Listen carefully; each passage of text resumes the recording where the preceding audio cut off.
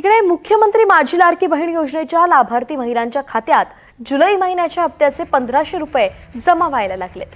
राज्य सरकारच्या महिला आणि बालविकास विभागाकडून ही योजना चालवली जाते आणि या योजनेच्या पात्र लाभार्थी महिलांकडून जुलै महिन्याच्या हप्त्याची वाट पाहिली जात होती, पण आता त्यांना 1500 रुपये जमा होण्यास सुरुवात झाली आहे, म्हणून दिलासाही मिळालाय।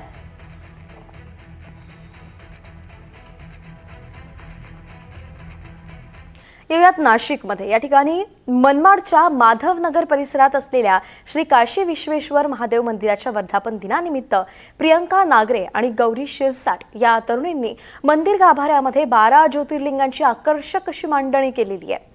वर्धापन दिनानिमित्त भाविकांनी दर्शनासाठी या ठिकाणी गर्दी केलेली आहे आणि यावेळी वेगवेगळ्या धार्मिक कार्यक्रमांचंही आयोजन करण्यात आले।